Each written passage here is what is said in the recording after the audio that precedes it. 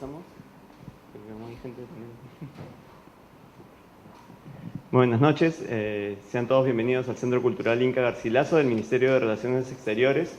Esta noche estamos muy contentos porque tenemos la presentación de un libro muy importante, De los Andes a la Eternidad, Marina Núñez del Prado y su legado artístico en el Perú, 1971-1995, escrito por Daniel Morán y Alba Choque, que están aquí con nosotros, los autores, y podrán comentar también sobre el libro. Los comentarios estarán a cargo de Jorge Smith y de Gustavo Rodríguez, quien además es embajador de Bolivia en el Perú. Voy a hacer una muy breve presentación porque creo que seguramente todos ustedes los conocen y seguramente conocen además la figura tan importante de Marina Núñez del Prado, la labor que realizó esta importante escultora boliviana en nuestro país, el legado que ha dejado y que es visible en la Casa Museo en San Isidro, así que estoy muy seguro que este conversatorio, esta presentación va a ser muy, muy rica para todos. Los autores, Daniel Morán es doctor en Historia por la Universidad de Buenos Aires y magíster en Historia por la Universidad Nacional de General San Martín y licenciado en Historia por la Universidad de San Marcos. Y ha publicado, entre otros, los libros Las guerras de independencia en clave bicentenario, Problemas y posibilidades, Prensa política y educación popular en la independencia en América Latina, La plebe en armas, la participación popular en las guerras de independencia, entre otros. Y es actualmente profesor en la Universidad San Ignacio de Loyola y también en la Universidad Nacional Mayor de San Marcos. Alba Choque, por su parte, es historiadora del arte y comunicadora por la Universidad Mayor de San Marcos también. Ha realizado un máster en investigación y gestión del patrimonio histórico-artístico y un doctorado en historia del arte en la Universidad de Murcia, España. Y cuenta también con diversas publicaciones, entre ellas La imagen del felino en el arte del antiguo Perú, El poder de la imagen, Análisis de símbolos, Nuevas tecnologías e interdisciplinariedad en la comunicación del patrimonio cultural, entre otras. Y es docente actualmente en la Universidad Privada del Norte, la Universidad Simón Bolívar y la Universidad La Salle de Arequipa, donde dirige el Diplomado de Historia del Arte. Y por su parte, los comentaristas de esta noche son Jorge Smith Maguiña, quien es gestor cultural y doctor en psicología por la Universidad La Sorbona de París. En pro de defensa del patrimonio del RIMAC fue designado como jefe de campo del Programa de Naciones Unidas para el Desarrollo PNUD en los años 2007-2008 y actualmente ejerce también la docencia en la Universidad Simón Bolívar, donde es director del Centro de Gestión y Promoción de la Investigación Académica. Y finalmente, Gustavo Rodríguez es licenciado en Ciencias Económicas por la Universidad Mayor de San Simón y cuenta con estudios de posgrado en Ciencias Sociales e Historia Andina. Ha sido docente universitario en Bolivia y en la República de Chile y es columnista de diversos diarios como La Opinión, Los Tiempos y La Razón y el semanario La Época en Bolivia, y desde el 2014 tenemos el gusto de que sea el embajador de Bolivia en nuestro país. Además de historiador y buen amigo, así que creo que esta noche va a ser muy, muy fructífera. Espero que además puedan no solamente tener la posibilidad de escuchar a los presentadores, sino adquirir el libro que está para todos los que lo quieran en venta afuera de la sala. Así que muy buenas noches y disfruten de este conversatorio.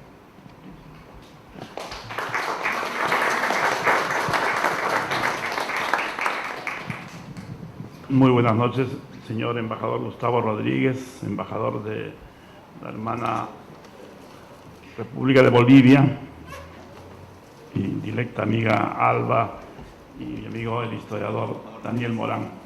Con muchísimo gusto he aceptado la invitación de Alba para presentar este libro que creo que se lo debíamos a Marina Núñez del Prado, y a doble título también porque he tenido el gusto de conocerla mucho, ¿no? La conocí, una larga estadía en Francia, del año 71 al año 86, pero el año 75, en condiciones que estábamos cambiando de un golpe de Estado, como siempre se vuelve a la normalidad en Perú, el paso del general Velasco al general Francisco Morales Bermúdez, ¿no?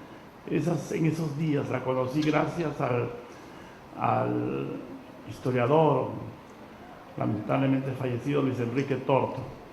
Y no es por casualidad que fue ese Luis Enrique Tort que me presentó a Marina, porque Luis Enrique había hecho su tesis doctoral sobre el tema del indigenismo en los pensadores peruanos, ¿no? Y en ese viaje que hice aquí, me dijo, tienes que conocer a Marina Núñez del Prado, ¿no? Y me llevó a su casa, y allá desde el año 73 estaba instalada en el Olivar, que ahora es una casa museo. Y efectivamente me sorprendió el personaje y sobre todo el artista, y sobre todo su obra, ¿no? Y donde efectivamente uno podía ver, ¿no?, estos elementos tan particulares que tiene su obra en relación a lo indígena. Pero al margen de lo indígena, ella es una artista universal como pocas, ¿no? Y ella ya había tenido una llegada al Perú, y es interesante porque ella llega al Perú, primero llega al Cusco, donde es su primera exposición, ¿no?, en el año de 1934. Y más bien su primera llegada a Lima dura un día. Desembarca, el barco tenía que detenerse un día en Lima y aprovecha para venir a la Escuela de Bellas Artes, que estaba aquí cerca, cuyo director era José Sabogal en ese momento. Y tiene ocasión de conocer en ese solo día que está acá a Julia Codecido y también a Blas, ¿no?, grandes representantes de la pintura peruana, inspirada en temas muy ligados al indigenismo. No olvidemos que el indigenismo estaba muy en boga en ese momento. Fue algo que prendió en América Latina. Hubo este congreso, el primer congreso interamericano sobre el indigenismo en el año de 1940, ¿no? Y en todo lugar, incluso en Estados Unidos, se valorizaba esos años también el arte indígena norteamericano. En este hermoso libro de Luis Alberto Sánchez, un sudamericano en Norteamérica, escrito después de un largo periplo en los Estados Unidos, él habla de esto, ¿no? Y también en sus otros libros, Luis Alberto Sánchez, Imagen Espectral de América Latina, Historia de los Pueblos de América Latina, habla, ¿no?, cómo el indigenismo prende en América Latina y se convierte en un elemento inspirador y que tiene un carácter definitorio para muchas tendencias que van a venir en el arte después, a mediados de los años del siglo pasado. Sobre todo a Marina le interesa mucho esto, lo que ocurre en México sobre todo, ¿no?, donde la revalorización de lo indígena, de lo telúrico, por utilizar la palabra del arquitecto Fernando Belaúnde, en esos grandes muralistas que fueron, ¿no?, Rivera, Orozco, Siqueiros, ¿no?, inspiran a Marina y decirle, ¿por qué no hacemos esto en Bolivia? Y ya ella había tenido un poco la semilla de esto, porque cuando ella entra a la Escuela Nacional de Bellas Artes de La Paz, en 1927, justamente el primer director fue Cecilio Guzmán. Cecilio Guzmán fue el primer artista boliviano en revalorizar lo auténtico como tema de las artes plásticas, ¿no? Ella toma esa semilla de primera mano. Bueno, pues y comienza pues a tener toda esta obra que tiene, como muy bien el libro lo indica, fases bien precisas, ¿no? En el libro didácticamente Daniel y Alba dividen, antes de que Marina llegue al Perú, que hay 5 etapas. Una etapa que sería la etapa que se llama musical, ¿no? Porque ella no nos olvidemos que ella estudió música con su hermana. Ellos venían de una familia, podríamos decir, de la alta burguesía boliviana, donde la educación era muy refinada. Ellos estudian música, ella estudia violín con su hermano. Y el acercamiento que tiene hacia el arte alguien que ha estudiado música siempre es algo muy especial. Les digo porque mi frustrada vocación fue querer ser director de orquesta, ¿no? Entonces uno tiene visión bien diferente del arte que va a estudiar después cuando ha sido músico al inicio o ha estudiado música. Se dice de que la arquitectura es música congelada y de alguna manera la escultura también es música petrificada, ¿no? La música implica noción del espacio, noción del movimiento, y eso es lo que caracteriza a los grandes escultores, ¿no? Saber captar el movimiento, saber captar los cuerpos, las proporciones en el espacio. Marina era una mujer que le encantaba mucho, teníamos la posibilidad con Luis Enrique Tor, también otro melómano, de escuchar mucho música cuando teníamos ocasión de encontrarnos, ¿no? Y lo que hay es la llegada de Marina al Perú podríamos caricaturizar diciendo fue el pasaje de la edad de piedra a la edad de bronce. La obra de Marina, desde que ella llega al Perú, se caracteriza por el uso del bronce. Ella descubre que también al hacer piezas en bronce puede producir en serie y puede tener mejores ingresos también, ¿cierto? En cambio, una sola pieza en mármol o cualquier tipo de piedra o madera, pues es una sola pieza, una única pieza, ¿no? Entonces, en el trato era una mujer extremadamente cálida. Yo creo que es uno de los pocos artistas del Perú que ha generado consenso. Yo creo que la muerte de ella nos enlutó de alguna manera a todos, ¿no? Y sobre todo ella generaba consenso porque en un país como el nuestro, donde a todo nivel, yo no hablemos mejor de lo político, pero a nivel artístico hay estos golpes bajos entre las tribus de artistas que están de un lado y que critican al otro y no dejan que nadie entre en su círculo, ¿no?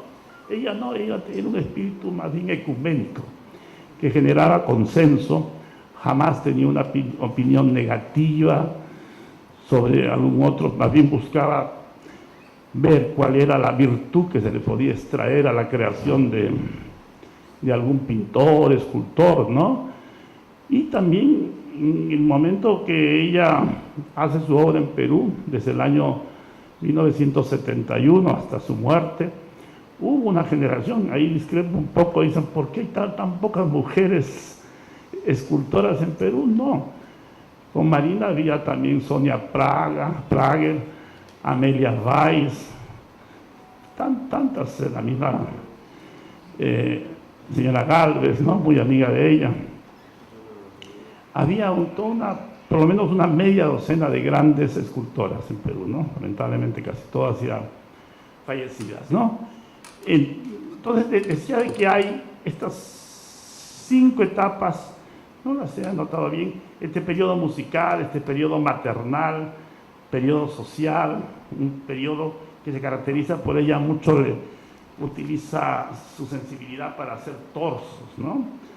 Y el periodo andino, que es algo transversal en toda su obra, ¿no? Pero este periodo que es lo característico y da las pautas para comprender su obra antes de que llegue al Perú, ¿no? Y que caracteriza su obra sobre todo hasta el año 1950, ¿no? Marina vive también en Estados Unidos del año 41 hasta 1950, y ya en 1950 es una artista consagrada, invitada por todo el mundo. Entonces esos años, desde 1950 hasta su venida a Perú en 1971, es ya los viajes, todo le dan otro tono, enriquecen a su obra sin perder su identidad. Marina fue alguien que, evidentemente, como todo artista que tiene una vida sobre todo larga, errante también, que más que influencias de otros artistas, tuvo coincidencias a nivel formal. Pienso en los testimonios que sobre ella dio Archipenko, las opiniones que ella dio sobre Brancusi, sobre Arp también. Y se puede notar, yo creo que sería bueno que se hubiesen agregado también, bueno, la obra quiso ser para ser publicada por el centenario de su muerte, ¿no? Se ha publicado 10 años después. Sin duda, aunque nunca de su propio testimonio me dijo, la influencia que en su obra pudo haber tenido Moore, ¿no? El gran escultor inglés, ¿no? Y también cuando uno ve las Venus, aquí, estas piezas de acá, por ejemplo, parece una mujer inclinada, son piezas que mucho uno ve, hay muchas obras del el escultor francés Claude Mayol, que fue el que hizo la fachada de la Ópera de París, y hay muchas obras de él que están en el Jardín de las Tullerías, ¿no? Y Marina me contaba con fascinación muchas exposiciones que ella pudo ver en París, evidentemente el Louvre, que está al lado del Jardín de las Tullerías, y los dos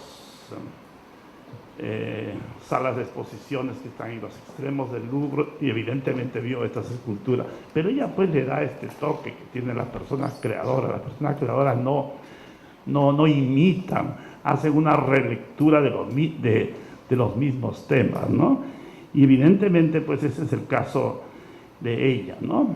Pero lo que me impresionó de su persona, que era, como pocos artistas, un ser no conflictivo, era un ser que más bien irradiaba no solamente una extrema bondad, sino tenía una capacidad de empatía que muchos artistas, que siempre son seres ensimismados, narcisistas, no salen, a veces no hacen turismo fuera de sí mismos, ¿no? Un artista muchas veces es ser implosivo, centrífugo, ¿no? Girando siempre alrededor de sí mismo. Yo creo que esas son las virtudes que tiene el libro, es de ser muy, muy didáctico, ya que ellos son historiadores, ¿no? Y creo que la selección que hacen de las obras de Marina, sobre todo las Madonas, que son realmente algo hermoso, ¿no? Ella, para una mujer que no tuvo hijos, ¿no? Esa visión de lo que es la madre andina, ¿no? Son realmente algo estremecedor, ¿no? Me hace pensar a veces en esta pintura de Guayasamín también, ese cuadro que se llama Penuria, ¿no? Una mujer abrazando a su niño, ¿no? Una mujer pobre abrazando a su niño. Pero obras como esta, pues realmente merecen estar en cualquier museo del mundo, ¿no? Lamentablemente no hizo una edición en bronce de estas obras porque hubiese podido estar accesible para todos, ¿no? Me limito solamente a eso y cedo la palabra al señor embajador.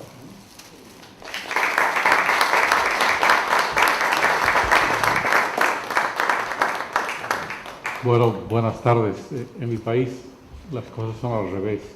Primero hablan los autores y después los destructores, que son los comentaristas. Entonces yo estaba pensando en eso. Pero bueno, ya que las cosas están colocadas así, en primer lugar, hay dos cosas que me gustaría destacar. Una, la enorme contribución de Perú a la preservación de la memoria, del arte de Marina Núñez, en ese fabuloso lugar que está en el Olivar. Tuve la fortuna de estar el día de yo no sé si reinauguración o inauguración hace muy pocos años. Y luego esta obra. Marina Núñez había dejado algunas autobiografías y creo que había algunos trabajos pequeños, creo que incluso hay una tesis de una chica, una estudiante de maestría brasilera, pero no había en español una obra de esta dimensión que a mí me gustaría destacar, y el papel de Alba y de Daniel, los historiadores, que son como somos los historiadores, meticulosos y a la vez ordenados en la descripción de sus textos. Pero más allá de ponderar este texto, yo siempre digo que los textos son como barcos navegan en aguas turbulentas y si llegan al otro lado del mar, estos son buenos textos. Y este seguramente sobrellevará todas las turbulencias y será un buen texto y lo verán ustedes cuando lo lean. Bueno, quisiera pensar algunas cosas en relación a Marina Núñez que me provoca la lectura de este texto, confesando que más allí de haber visto sus esculturas y saber que había nacido en Bolivia en una fecha indeterminada, nadie sabe si nació en el 8, 1908, en el 10, en el 12, lo único que se sabe es que nació, que venía de una familia más bien tradicional, que ella decía que podía arrancarse a no sé qué espacio histórico en lo que hoy es Argentina, que su familia había sido fundadora de Tucumán y de la lucha contra los calchaquíes y sus antepasados. Más allá de ello, yo no sabía mucho más. Pero leyendo este texto, como que me surgen algunas cositas que me gustaría reflexionar. Para mí, al ver y al mirar, hay dos obras que me llaman poderosamente la atención por mi sensibilidad y mi forma de ver las cosas del pasado y del presente. Una es una obra del año 38, que yo no sé si está en el texto, que es La danza de los cholos, sí, La danza de los cholos, que es una de las pocas obras hechas por ella en cerámica. Según he leído, no se sabe dónde está, solo se conservan algunas fotografías, pero la obra misma se ha perdido. ¿Por qué es importante? Porque, bueno, después la otra es posterior, que es Mineros en Rebelión, que sí está, ¿no? Que son unos mineros que tienen dos puños derechos o izquierdos en puño, ¿no? Que es la universal medida de la protesta y es... Entonces yo comencé a preguntarme y dije, a ver, situaremos esto en el contexto boliviano. Es decir, yo sé que los artistas tienen cierta libertad, su forma de ver puede volar, estar más allí de su época, pero también su época marca lo que pueden ser. No son como los historiadores que somos finalmente hijos o hijas de una época. Entonces, ¿qué pasaba en Bolivia entre el año 38 y el año 45, 46? ¿Por qué se producen estas dos cosas así como emblemáticas, ¿no? Es lo que algunos llaman el periodo social. Ella no vive en Bolivia. Ella está en los Estados Unidos desde los años 40. Pero Bolivia vive. Ha terminado la guerra del Chaco, 32-35.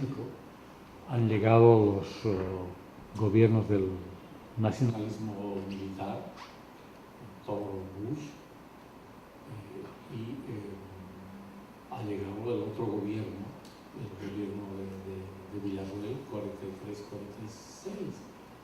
Son momentos postguerra en los cuales la sociedad tiene un proceso en el cual se agudizan las contradicciones y, en términos marxistas, diríamos, la lucha de clases se hace más intensa.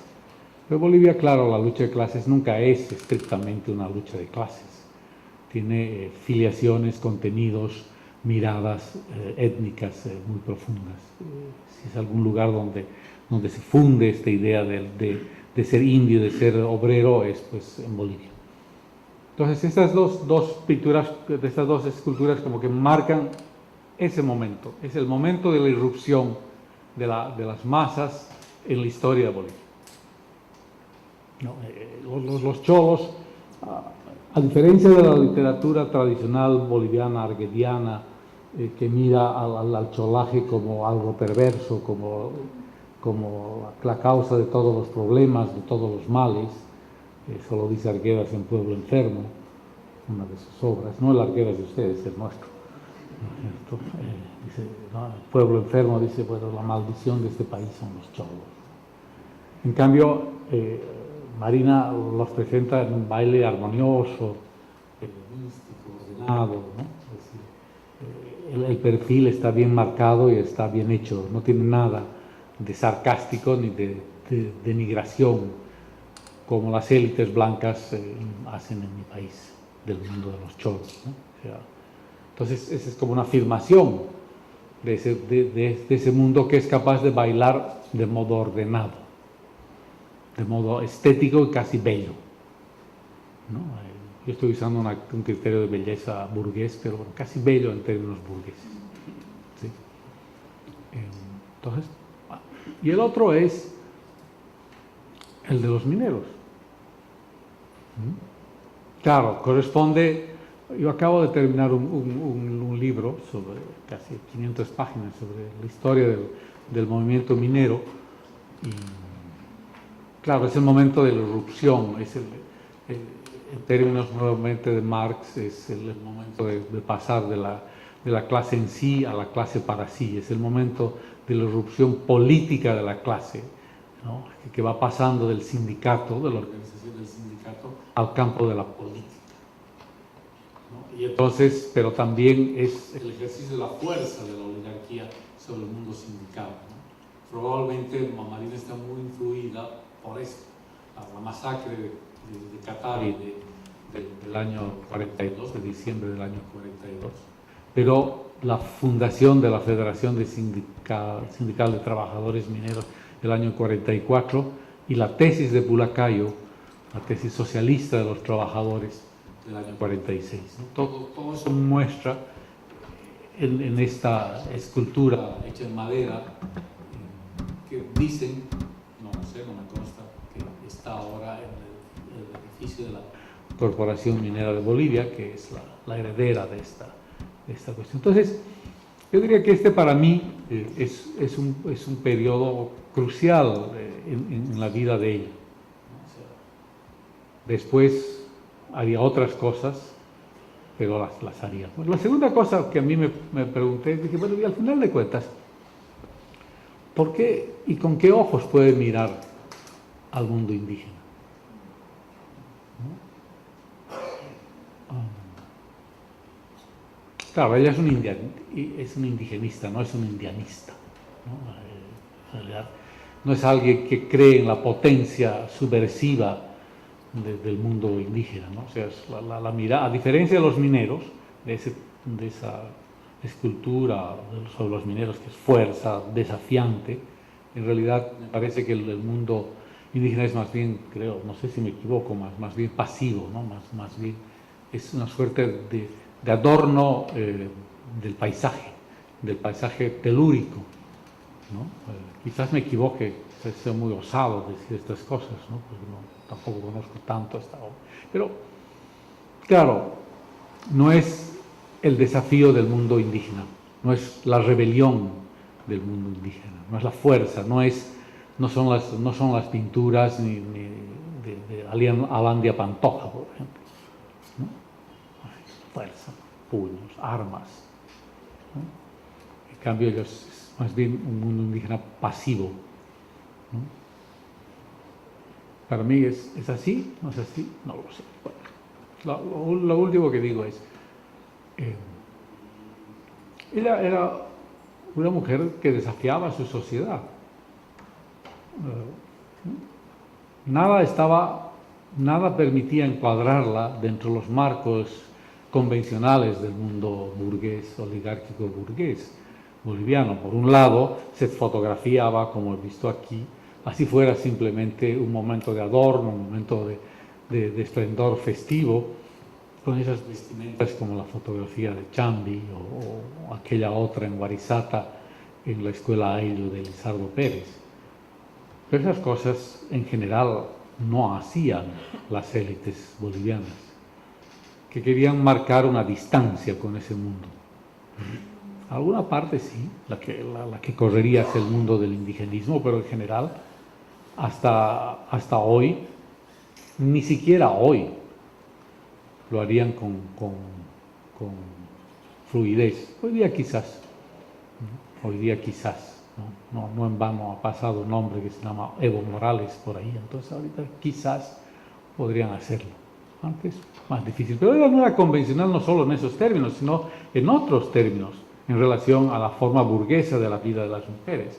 Tenía una presencia clara, no una presencia política, pero su propia presencia era política, porque desafiaba las convenciones. Primero, no era casada, ¿no? Se casó a los 62 años cuando llegó a Lima, aunque ella dice que estaba enamorada con Jorge Falcón, ¿no? Entonces, una mujer no casada, ¿no? Sigue siendo hoy una mujer desafiante. Cuando yo era niño decían, se ha quedado a vestir santo, esa es la tía, ¿no? La eterna tía, ¿no? Yo tenía, en mi casa había una tía que nos cuidaba, ¿no? Nunca se había casado, ¿no? Estaba mi abuela y estaba mi tía, ¿no? Nunca le pregunté por qué no se había casado, pero entendía, ahora entiendo por qué no se había casado. Pero no se había casado, no tenía hijos. No sé si no podía tenerlos o no quería tenerlos, pero no los tenía. Entonces no era madre. Es decir, en esas sociedades el destino de las mujeres era ser madre y ella no era ni madre, ni esposa, ni casada, ni nada. Y encima se casa con un militante comunista. No se habla mucho de Falcón en el texto. Yo cuando supe que iba a presentar este libro, dije, bueno, ¿qué estará pasando en Bolivia? Llamé a mis amigos, llamé a mi amigo Nacho Mendoza, que es un buen comunista. Dijo, oye, habla de Jorge. No, le dije, creo que no dice nada. Ah, pero él era un comunista, ¿no? Entonces, una mujer que se casa a los 66 años, que no tiene hijos y se casa con un comunista, ¿no? Claro. Eso desafía cualquier orden, ¿no? No necesita decir que es feminista. Yo soy casado con una feminista, entonces sé que es ser feminista. Pero que transgrede las normas aceptadas de la sociedad es claro, ¿no? Creo que en su autobiografía habla algunas veces de qué es ser mujer en esas condiciones en una sociedad contemporánea, incluso en el mundo de los artistas, ¿no? Entonces a mí me llamó poderosamente la atención. Yo hubiera querido saber más de Jorge Falcón. Estuve leyendo algunas cosas, sé que era un comunista, sé que escribía en La Mauta, sé que en fin, era un marxista convencido, pero escribía sobre Mao y algunas otras cosas más, ¿no? Y entonces, finalmente, no hacía política, pero se casó con un político. ¿Qué influyó? ¿Cómo se desarrolló esa relación entre él y ella?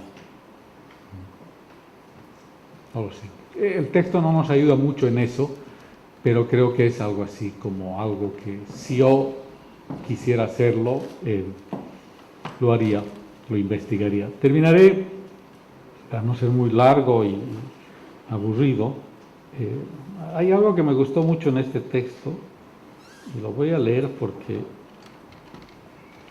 es algo que yo siempre que me preguntan digo, y ahora me doy cuenta que ella también lo decía. Quiere decir, por tanto, que es algo en lo cual nosotros los bolivianos vemos el Perú, ¿no? A veces me preguntan, me dicen, ¿cómo estás en Perú? No sé, le digo, ¿estoy? Ah, diablos, yo creí que me habían trasladado a una ciudad más grande de Bolivia. En realidad nunca he llegado y nunca me voy a ir. Entonces ella dijo, un día cuando le preguntaron, cuando estoy en el Perú me siento como en mi tierra. Me parece estar en mi casa, porque pienso que Perú y Bolivia son como la continuación de una misma tierra y mi escultura podría ser peruana como boliviana. Y algún rato dijo, yo creo que en Lima estoy como en una ciudad más grande de Bolivia, ¿no? Y entonces, esto me lleva al punto final, ¿no? Es esta articulación entre Bolivia y Perú, esta complicada articulación entre Bolivia y Perú, dos mundos que se dividen en dos estados en algún momento, tienen afortunadamente pasos y vasos comunicantes que nos permiten sellar esta unidad.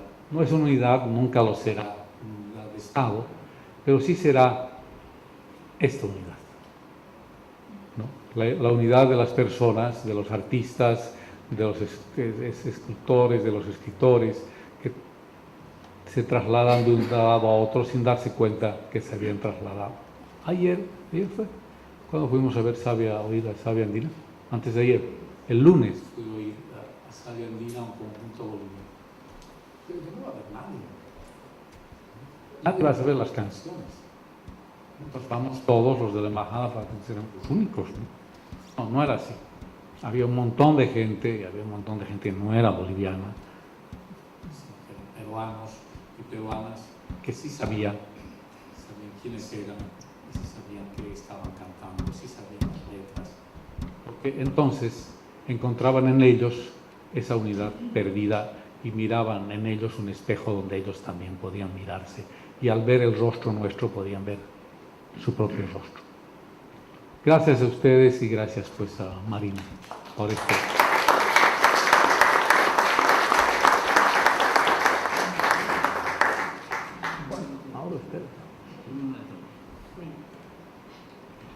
Bueno, me toca a mí, pensaba que le iba a tocar a Daniel Morán primero.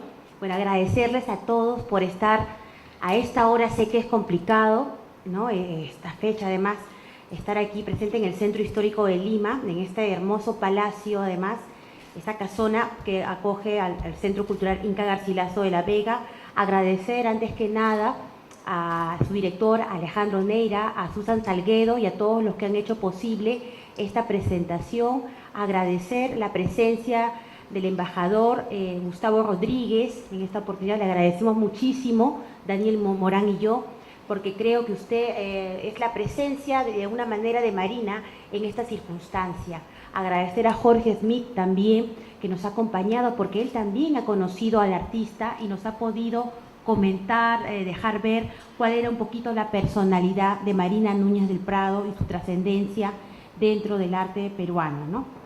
Bueno, yo les voy a comenzar esto con una anécdota.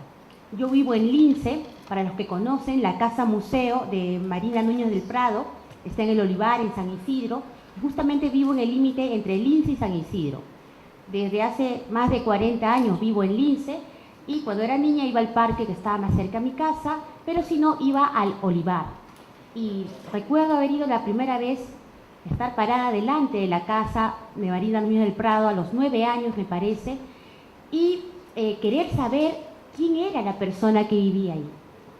Se me hacía como un cuento de hadas saber quién podría vivir en esa casona rodeada de esculturas, que en ese instante no las comprendía, pero se convirtió desde esa etapa pues una fuente de inspiración de ir constantemente a ese lugar, más que al parque, al Olivar, ir a esa casona y ver, aunque sea de lejos, esas piezas que me parecían en ese momento grandiosas, más monumentales de los que las veo actualmente. Ha pasado el tiempo, pues después estudié comunicación, estudié historia del arte, y los caminos me han llevado, gracias a Daniel Morán, ya hablará Daniel Morán un poquito más respecto a eso, a acompañarlo en este proyecto, en esta publicación de Marina Núñez del Prado sobre la etapa de esta artista boliviana que tuvo en nuestro país, ¿no? Se ha centrado el libro especialmente en eso. A mí me tocó la parte histórico-artística de la publicación y voy a leer el primer párrafo de uno de los capítulos para que más o menos nos planteemos y reflexionemos el verdadero sitial de Marina Núñez del Prado. Comenzamos así, ¿no? Vamos a comenzar con una pregunta constante realizada, que nos realizan varios de nuestros alumnos a lo largo de los años que llevamos como docentes universitarios. Maestros, ¿por qué hay tan pocas artistas mujeres? Esta interrogante, aparentemente simple, nos ha hecho reflexionar si todo lo escrito o investigado hasta el momento en la historia del arte ha tomado en consideración el verdadero rol femenino en la producción plástica de todos los tiempos y entornos geográficos. Es que el arte, su ejecución, reflexión y pensamiento ha sido tarea eminentemente masculina. ¿No habremos acaso obviado el justo sitial a varias representantes de la pintura, la escultura, el grabado, la fotografía, solo por citar algunas expresiones artísticas? Es así como yo comienzo a plantear la presencia de Marina Núñez del Prado en nuestro país. Al igual que ella, otras artistas peruanas no han sido reconocidas debidamente. Pilsa, al cual conoce muy bien Marina Núñez del Prado, con quien se encuentra, como bien comentó Jorge, en ese pequeño estadio que tuvo hacia 1940 cuando desembarca en el Callao, y le permite conocer ese periodo corto de tiempo, pues la Escuela Nacional de Bellas Artes y otras mujeres que seguramente no han pasado a la historia, porque la historia, y disculpen, tengo aquí a otros historiadores a mi lado, ha sido escrita mayormente por hombres. Y por eso es que creo que Daniel Morán también está cambiando este proceso de analizar nuevamente o reflexionar sobre, digamos, la trayectoria de diferentes mujeres del arte y de la historia en general del Perú, de la literatura, de la poesía, podemos hablarlo no solamente en Perú, en Bolivia seguramente, en Latinoamérica y en el mundo en general. Bueno, hablar de Marina Núñez del Prado es hablar del indigenismo por un lado, pero ese indigenismo que bien comentaba Jorge Smith, que está fuertemente influenciado por el muralismo mexicano, pues ella lo va, digamos, a aprender de alguna manera de dos vertientes, desde mi punto de vista, ¿no? Por un lado, de su maestro, el célebre maestro Cecilio Guzmán Rojas, fundador, iniciador de la Academia Nacional de Bellas Artes en La Paz, y por otro lado, gracias a él también, cuando ella llega al Cusco, pues ella se encuentra con los artistas de la Escuela Nacional Diego Quispe-Tito, se encuentra con Mariano Fuentes Lira, el que funda la Escuela Nacional de Bellas Artes Diego Quispe-Tito, hoy Universidad, que también había tenido presencia en La Paz, porque había estado viviendo un tiempo ahí, conoce la obra de Sabogal y comienza también a conocer la obra de José María Arguedas. Este punto de referencia pues va a marcar, yo creo que hasta el final, aunque su estilo artístico va a evolucionar, va a marcar la temática de su producción en general. Un estilo artístico que va a evolucionar, como hemos visto en algunas imágenes que ya han precedido a esta exposición, pues primero por un tema figurativo, donde reconocemos, como bien ha dicho el embajador, a Mineros en Rebelión, por ejemplo, obras emblemáticamente con ese talón indigenista de mucha fuerza, mucha potencia, vinculadas también poco a poco a un expresionismo dentro de las artes y que después va a ir delindando por una serie de, relaciones que ella se plantea cuando está en Nueva York en la década de los 40, en los 50, cuando vive allá, pues comienza a conocer a otra suerte de artistas, si bien son norteamericanos, europeos también, pues comienza a darse cuenta que puede evolucionar en el estilo, pero sin dejar de perder la esencia de la naturaleza, de la mística andina.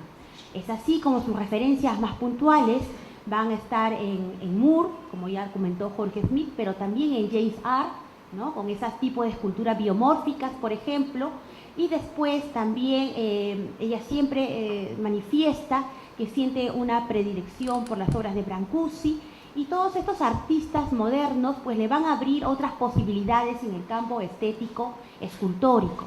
Y es por eso que va dejando poco a poco la figuración, pero nunca llega a ser una artista completamente abstracta, esquemática si queremos llamarla, figurativa, pero abstracta no podemos decir que lo sea, porque la abstracción, ya lo sabemos, es la ausencia total de temática vista o presente en una obra de arte.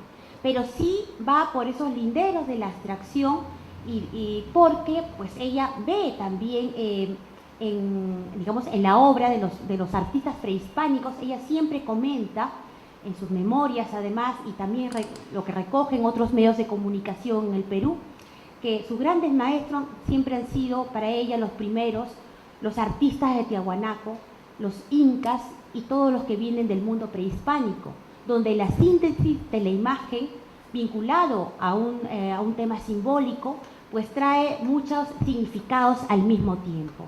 Esa pasión por la naturaleza que tuvieron los artistas prehispánicos va a estar presente también en la obra de Marina Núñez del Prado, cuando vemos imágenes como estas, estos torsos femeninos que recuerdan de alguna manera a Marina, esas sinuosidades de la naturaleza, de los Andes, de la costa, en fin, y de las latitudes en general de nuestra América, pues ella captura esa sensibilidad y la vuelca a la piedra, la vuelca a la madera, al bronce, a la arcilla también, aunque hay muy pocas obras de ese material, pero ella está, utilizando estos materiales, vinculando siempre esa mística, esa reverencia a la naturaleza que han tenido desde tiempos inmemoriales nuestros artistas del antiguo Perú, del antiguo Bolivia en general. Otra cosa importante es que Marina Núñez del Prado, cuando está aquí, comienza un despliegue, ya prácticamente es la última etapa, no es que a repetir, sino a tomar como referencia obras que ya había hecho en Bolivia. Muchas tenían temática figurativa, pero las comienza a trabajar, digamos, más abstractas, un poco tindándolo al abstracto, digamos, ¿no? Más figurativas.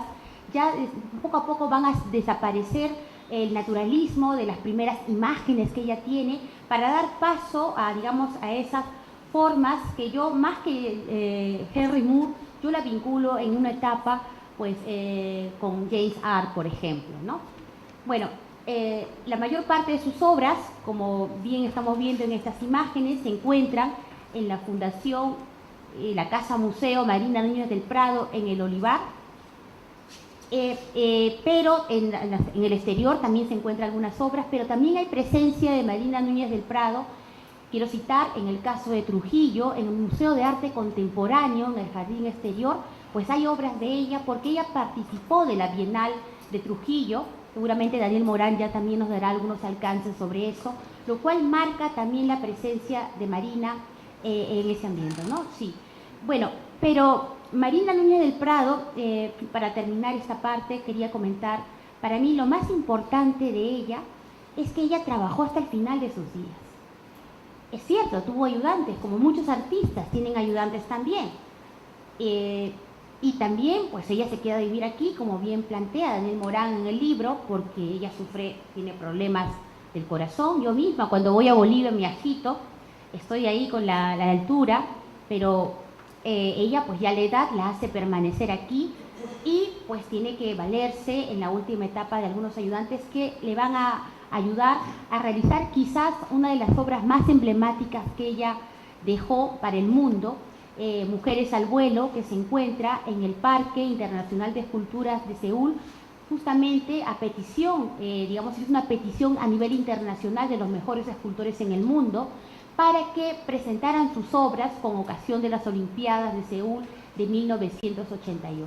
Ella realizó las obras aquí, en el Perú, y la obra, y después se ensambló y después se llevó a Corea, a Seúl, donde finalmente queda como presencia perenne de esa obra que tuvo paso en el Perú y que también tiene origen perú-boliviano en esa parte del mundo. En realidad, la obra de Marina del Prado está presente en muchas partes del mundo, en Argentina, Brasil. Hay gente que escribe tesis dedicadas a la obra de Marina Núñez del Prado, y pienso que este es nuestro granito de arena en la difusión de la obra de esta escultora, que no ha tenido la correcta análisis, investigación hasta el momento. Es el primer libro que se escribe de ella en el Perú. Queremos seguir mejorando la publicación porque la limitación del costo de la impresión, se nos ha quedado muchísimo material fotográfico, material de texto también que no hemos podido completar en esta primera muestra del trabajo de Marina Núñez del Prado, pero que pensamos que podemos seguir avanzando, si es porque conocemos que mucha gente me ha escrito, me ha dicho, yo tengo material de Marina Núñez del Prado, puedo proporcionarlo para una próxima edición. Sí, eso es lo que queremos que ustedes nos ayuden. Si hay algún documento, alguna fotografía, a lo mejor alguien tiene hasta una obra de Marina Núñez del Prado en su casa. Bueno, cuando se echan en las entrevistas, Daniel Morán también lo comenta, pues se ha visto que los entrevistados tienen obras de Marina Núñez del Prado como parte de la colección de sus obras en sus viviendas. Entonces sería importante registrar eso, las colecciones privadas, que es lo que falta, y también ver la posibilidad de lo que hay en Bolivia actualmente, porque la Casa Museo, la fundación de la Casa Museo Marina Núñez del Prado está cerrada. Yo he ido hasta el 2016, fue la última vez que intenté entrar, he ido varias veces, no he podido acceder. Un alumno mío hace pocos días me comentó que él estuvo presente, no sé si ha venido, pues él estuvo presente en el año 98, ya había muerto Marina Núñez del Prado, pero pudo visitar los talleres y pues me va a facilitar algunos volantes y algunos folletos que todavía felizmente conserva, y para mí ha sido como descubrir algo nuevo que va a estar presente seguramente en una próxima edición de esta publicación. Muchas gracias.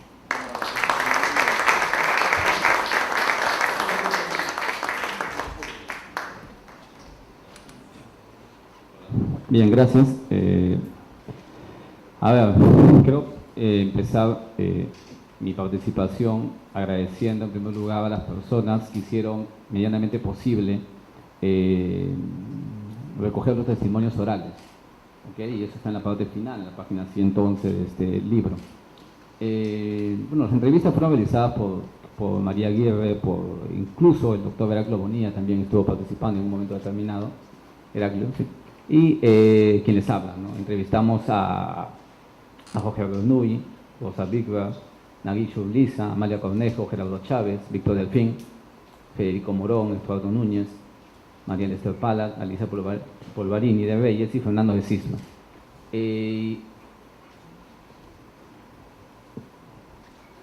Como decías, Alba, casi en todas las entrevistas siempre nos han enseñado algunas obras de Marina. Incluso, yo les voy a contar, ya que Alba ha empezado con unas anécdotas, yo les voy a contar con otra anécdota. Anécdota un poco es una intimidad, digamos, ¿no? Que no debería decirle, pero lo voy a decir, ¿no?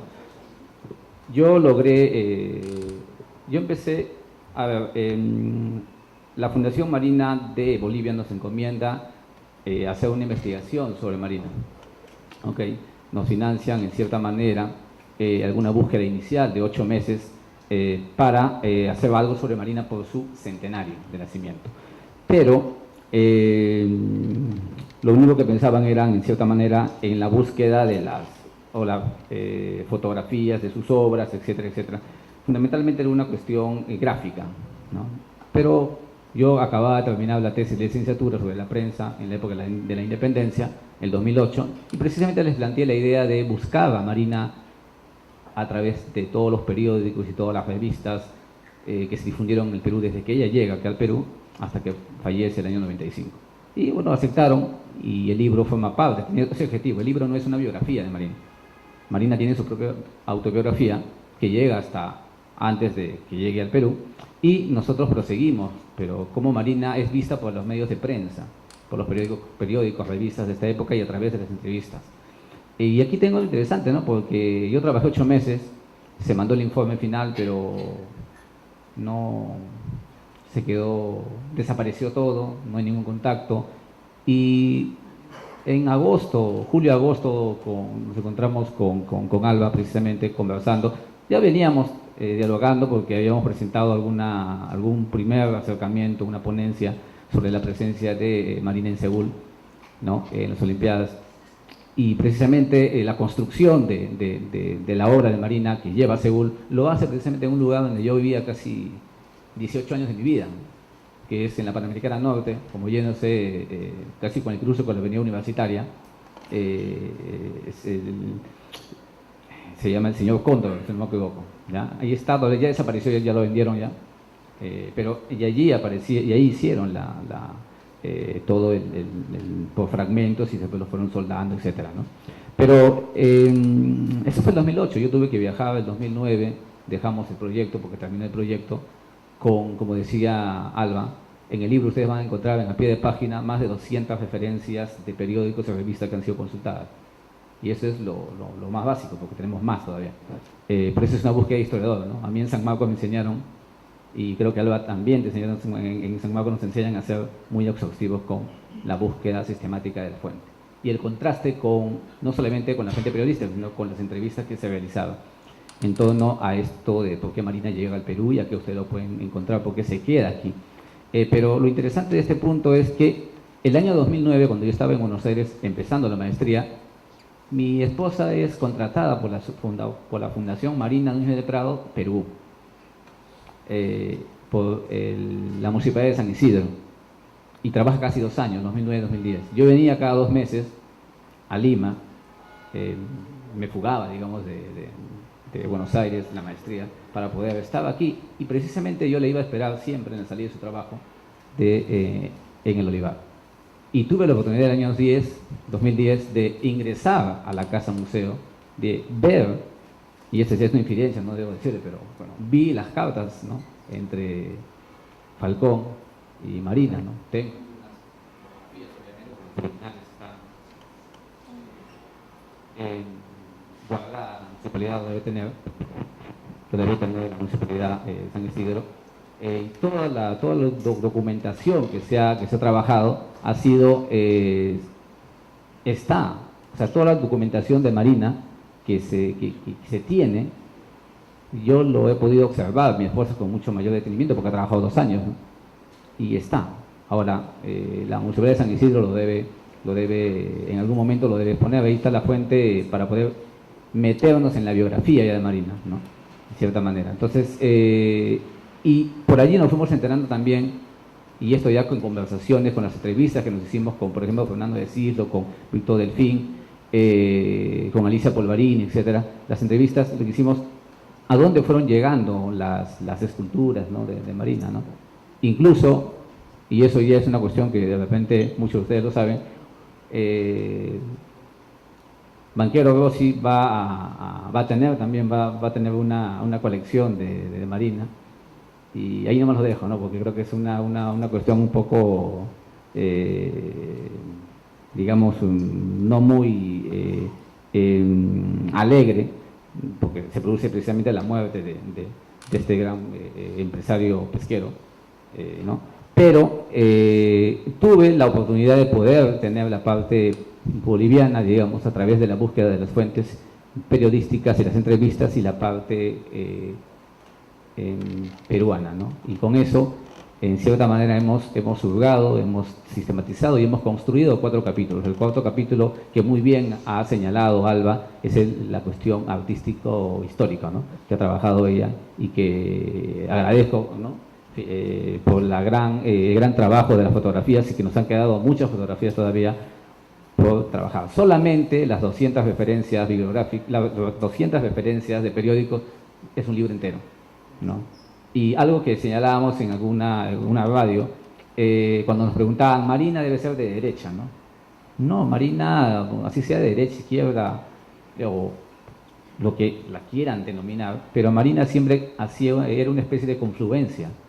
Es decir, todos los periódicos, estamos hablando de los años 70 incluso, ¿no? 73, 74, cuando Velasco toma los medios de comunicación, ¿sí o no? Entonces, incluso siguen informando los periódicos sobre Marina, y lo hacen en una forma, digamos, o sea, no existe información sobre Marina, que nosotros hemos sistematizado, una versión, digamos, contradictoria o que denigre un poco su arte, sino más bien es asumida Marina como una artista universal, es como una peruana más, como bien lo señalan, ¿no? Durante el gobierno de Alan García Pérez, bueno, también ella es condecorada, ¿sí? Y ella es asumida como una artista universal y peruana también, y boliviana. Por eso las palabras del embajador, precisamente cuando ella se siente que está en otra parte, en la región de los Andes, fundamentalmente, a pesar que está en la costa, ¿no? Entonces, el capítulo 2, el capítulo 1 es una reconstrucción de la biografía, que ustedes lo pueden encontrar en una diversidad de artículos, de algunos libros, de su propia autobiografía y de algunas entrevistas. El meollo del trabajo está en el capítulo 2 y en el capítulo 4, ¿no? En el capítulo 2 se hace una reconstrucción de lo que los periódicos, las revistas y a través de las entrevistas se señala la presencia de Marina en el Perú y cómo Marina toma el Perú como su centro de operaciones. Finalmente, el capítulo 3 habla de la sensibilidad que tenía Marina, y para ahí nos hemos basado en las entrevistas que le hemos hecho aquí a aquellas personas que conocieron a Marina. O sea, aquellas personas que conocieron, artistas, críticos del arte, historiadores, etcétera, nos han señalado cómo era Marina, cómo realizaba siempre las reuniones los sábados o algunos días en mitad de semana en su casa, ¿no? Y ahí precisamente la comida que hacía los familiares de Falcón, ¿no? La comida criolla que comían, entonces congregaban, ¿no? Las reuniones, las charlas interminables que ellas señalaban.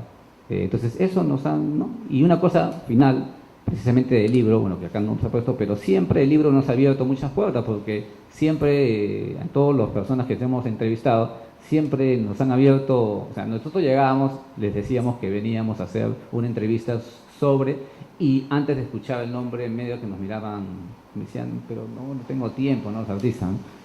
Y cuando decíamos el nombre de Marina, ellos, sus ojos les brillaban. Cuando les decíamos que íbamos a hacer un libro, por eso es que hoy les decimos, ¿no? Que al menos hemos sacado un libro, una edición, como decíamos, una edición, un aporte inicial, pero creo que tenemos después de una década un sueño o un objetivo cumplido en parte, ¿no? Entonces, y nos abrían las puertas, conversábamos, dialogábamos, pensábamos que íbamos a estar 10 minutos, 15 minutos, al final nos quedábamos 1 hora, 2 horas, ¿no? Algunos nos contaban algunas cosas que no podíamos contar algún día, ¿no? En nuestras biografías no autorizadas quizás, pero interesante la vida de Marina. Recuerden bien, este libro no es una biografía de Marina, o si es una biografía, pero es una biografía de Marina en el Perú, y vista a partir de qué cosa, de los medios periodísticos, y cómo lo que se prueba aquí es que Marina es profusamente, digamos, es mostrada constantemente, y es asumida como o sea, es una artista universal, pero además muchos piensan que es peruana, ¿no? Y como decía yo una vez y conversábamos con Alba, ella nace en un gabinete, nace en su propio estudio y muere en su propio estudio. Bueno, tuve el privilegio, ¿no?, de nacer y morir por una cuestión también de familia. En ese sentido, hace varios años, si no me equivoco, el año 2014, 2015 se inauguró precisamente la casa museo, una inauguración oficial, sí, claro, en el 14, 15, porque estaba un poco, se suspendieron por unas cuestiones de, ¿no?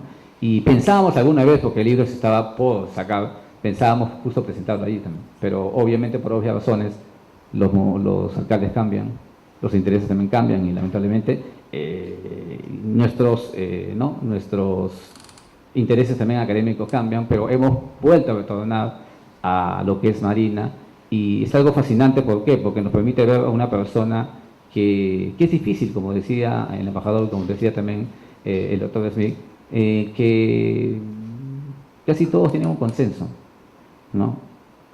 Todos tienen una opinión favorable, ¿no? Más bien el que era visto un poco, no era muy bien visto, era su esposo, ¿no? Él había estado enamorado casi 35 años, ¿no? Y al final, al cansancio, creo que Marina termina aceptando. Ahora, Marina señala en varias entrevistas, y con eso termino, que ella no se casó y no fue madre porque ella estaba dedicada a su arte predilecto, que es la escultura. Ella, sus hijas son precisamente sus obras. Y si al final de sus vidas ella decide casarse, era por una cuestión de gratitud también a un personaje como Jorge Falcón, que ya tanto insistió, pues, ¿no? Y el año 71 y el 72, y además eso se congrega con la enfermedad que ella sufría por el polvillo ¿no?, que ustedes saben que emana. Por eso que ella se dedica al bronce, por una cuestión también comercial, ¿no?, por producción en masa, ¿sí? En masa entre comillas, ¿no? No es masa, sino por producción, ¿no? Y además por cuidar también, y la altura también, ¿no? Recuerden que Jorge Falcón es hermano de César Falcón, amigo de José Carlos Mariátegui, ¿no? Por eso que Heraclio, cuando conversábamos sobre esto, y con eso termino, buscábamos en la casa museo de acá del Bolívar el libro perdido de Mariátegui, porque hay un libro perdido de Mariátegui. No lo logramos encontrar, salió, pero en algún lado está, algún día aparecerá. O sea, el libro después de los 7 ensayos, Mariátegui escribió otro libro. Ese libro en algún lado está, y posiblemente lo pudo haber tenido César, y César lo debe pasar a Jorge. Pero eso, tenemos algunos indicios, pero mejor no lo digo, ¿no? Algún día. ¿Ya? Muchas gracias.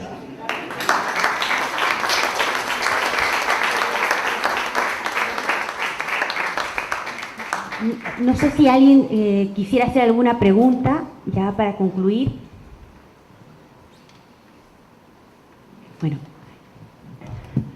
Bueno, entonces, agradecemos a todos los presentes. ¿Hay alguien quiere hacer una pregunta? No sé, comentaban. Sí, Alba. Gracias, buenas noches.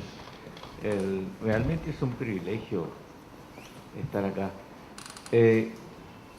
Bolivia, de alguna u otra manera, a través del señor embajador, ha reconocido la calidad de Marina. Sin embargo, por los contactos que tengo con Bolivia, no es una persona, perdón, no es una imagen reconocida. Entonces mi pregunta es, ¿qué ocurrió en todo este proceso histórico Bolivia como para que ella no pueda ser realmente objeto de una oportunidad de ser reconocida? Y esto me trae a colación ahorita lo que ustedes han mencionado de su legado en la Casa Museo, aparentemente, de La Paz. Y valga la oportunidad para hacer un reconocimiento también a dos arquitectos e historiadores, que es el arquitecto Mesa y el arquitecto Gisbert, que han hecho un profundísimo estudio sobre el barroco andino peruano, ¿no? Y que en estos momentos, felizmente, parte de su legado ha sido entregado al Banco Central de Reserva de La Paz. Entonces, tomando en cuenta estas dos situaciones históricas, me gustaría saber cuál sería el próximo paso que se podría dar a través de la referencia de ustedes, y cuando digo ustedes digo los 4 ponentes, para que Marina de alguna u otra manera pueda ser reconocida en su propia tierra de nacimiento. Gracias.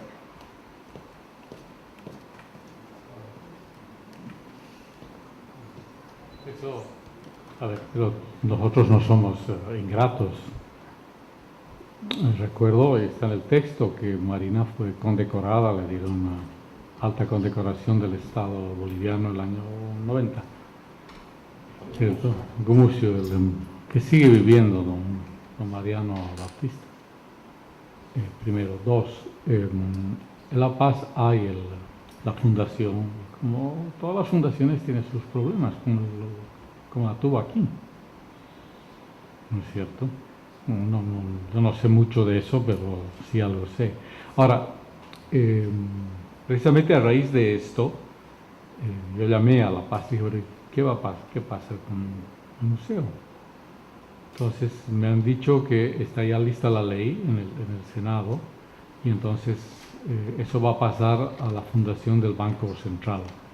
Nuestro banco tiene una fundación y tiene bajo su administración varios museos y repositorios, entre ellos la Casa de la Moneda de Potosí, en fin. Entonces ese va a ser el destino de la riqueza cultural y la herencia de Marina Núñez del Prado. Entonces esperemos que salga muy pronto la ley.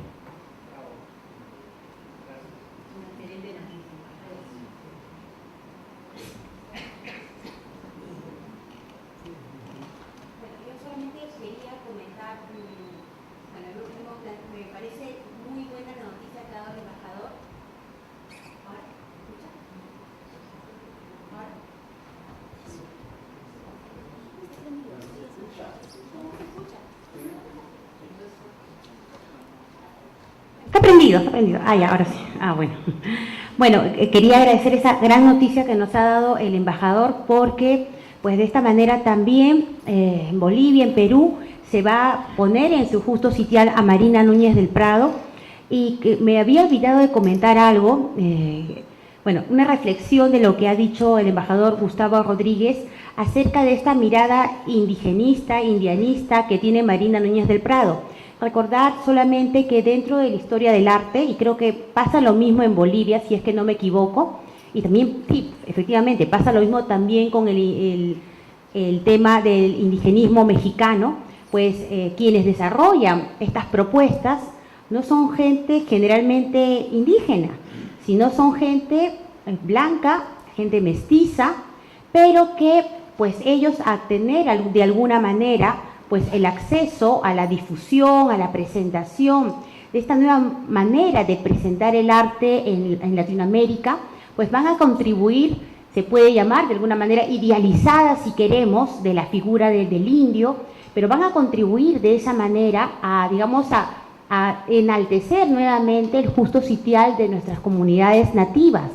Si no lo hacían ellos, pues a lo mejor hubiéramos tardado mucho más en un proceso social, y yo creo que el arte, la pintura, la escultura, pues apoyó esas iniciativas que todavía se vienen construyendo, como sabemos, por temas de racismo en nuestras naciones, pero que hemos ido evolucionando.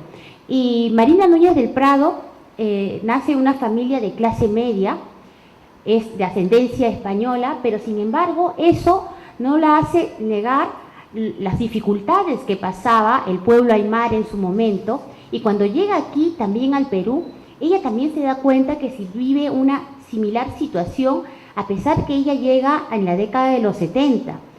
Y ella, pues hasta el final, ha demostrado ese amor a ese mundo indígena.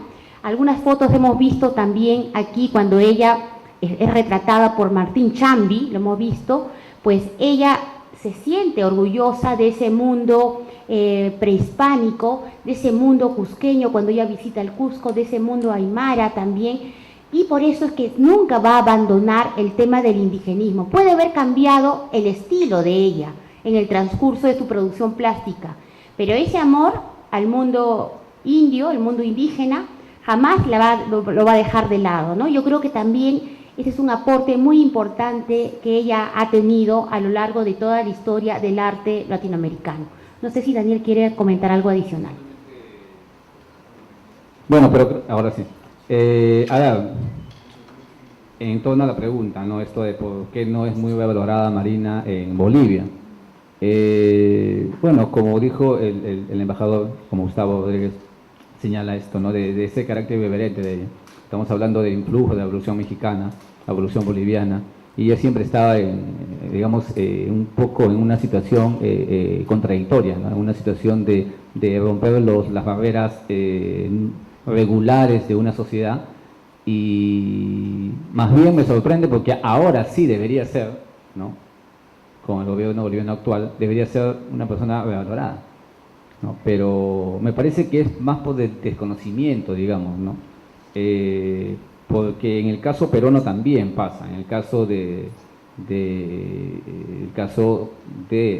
Olivares, porque o sea, toda la reestructuración que se ha hecho, eso se ha hecho en años recientes, ¿no? No es una cuestión de la misma casa, ¿no? Museo, que se convirtió en casa museo, pero digamos que Marina ha sido un personaje que ha ido también en contra de su tiempo, o sea, no directamente, pero ha ido chocando con los gobiernos que han estado de turno, ¿no? O sea, indirectamente, y además ella es vista como una persona que se va a vivir a Estados Unidos, una persona que está abandonando y que escribe desde afuera. Bueno, ustedes ya saben, ¿no? Cómo son, de cierta manera, observadas en algunos artistas, ¿no? Que paran viajando por el mundo, ¿no? Pero ella nunca se olvida, ¿no? Estando en el Perú, estando en Estados Unidos, estando en Europa, ella siempre está mostrando al mundo, digamos, la cuestión telúrica, como dice, ¿no? La presencia andina, en cierta forma. Pero me parece que es una cuestión fundamentalmente vinculada a cuestiones políticas, y más aún, como señalaban en la parte final, que tenía conversaciones y tenía un amorío, un secreto que después se hizo realidad en el año 70 cuando se casan. Y algunos dicen que se casan en Brasil, no se casan en el Perú, ¿ya? Con Jorge Falcón, ¿ya? Y estamos hablando de Jorge Falcón, y más aún la producción que se hace, ¿no? De Jorge Falcón en torno al marxismo y todo eso, ¿no?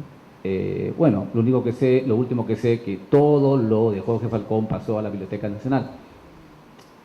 Eso lo sé porque la colección se donó a la Biblioteca Nacional. Lo único que la Municipalidad de San Isidro se quedó fueron todo lo que era Marina. O sea, lo separaron, digamos, a través de estas cuestiones, ¿no? Pero me parece que va vinculado más a eso, ¿no?